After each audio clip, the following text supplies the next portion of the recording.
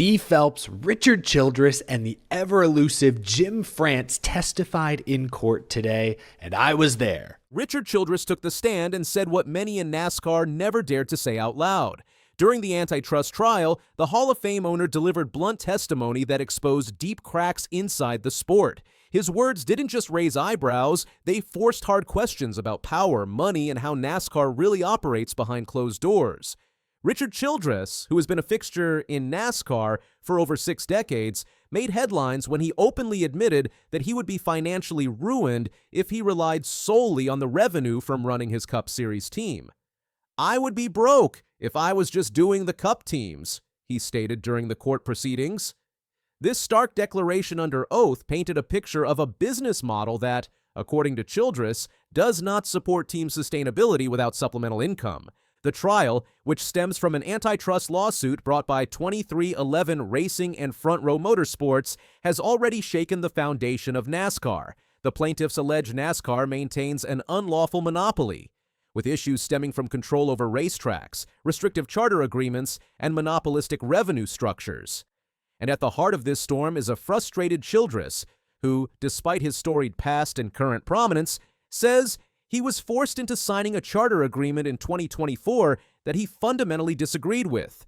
"I would not have signed those charters if I was financially able to do what I do," Childress said. "We are a blue-collar operation." These words underscore the painful reality that even the most successful owners must lean on other business ventures just to keep their teams afloat.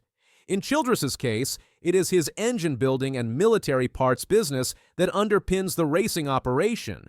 Childress also testified that he pleaded with NASCAR chairman Jim France for the charters to be made permanent. He recounted that France refused, stating, "We don't know where the sport is going to be in 7 years."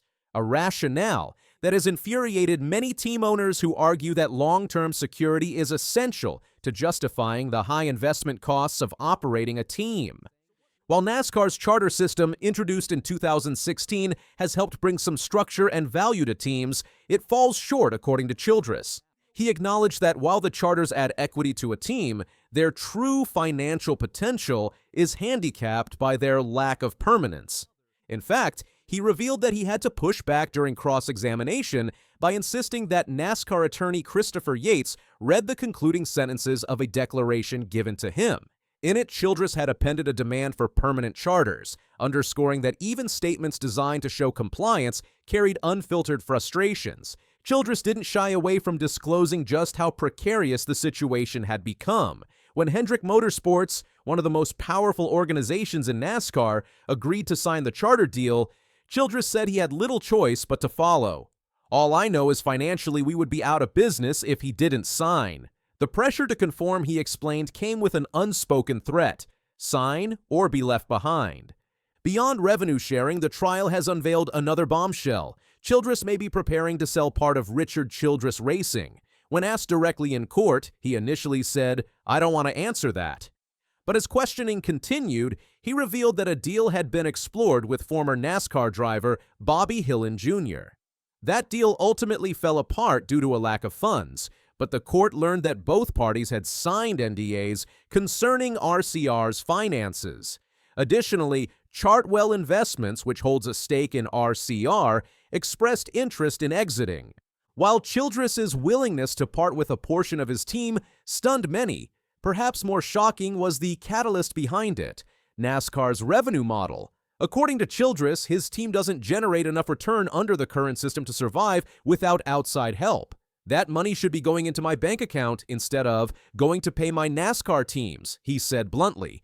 The explosive revelations didn't stop there.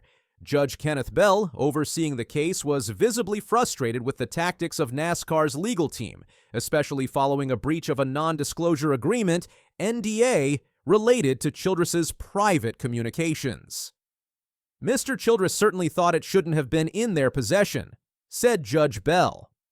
NASCAR attorney Chris Yates attempted to explain that they were trying to impeach Childress's credibility based on inconsistent statements, but Bell was unimpressed. He admonished both sides to work together to resolve the matter. Tensions escalated further due to the timing of objections. Judge Bell expressed irritation about receiving legal filings at 2:55 a.m. and again at 6:50 a.m. on a Monday morning. It took him over an hour to address the motions, causing a 30-minute delay in testimony. His growing impatience with the pace and conduct of the trial suggests a legal process at risk of spiraling out of control. Among the most scandalous aspects of the trial are the leaked internal messages between NASCAR executives, particularly Commissioner Steve Phelps.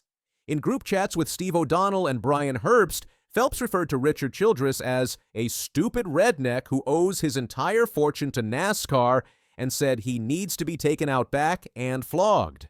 Additional insults like idiot and dinosaur were reportedly also used.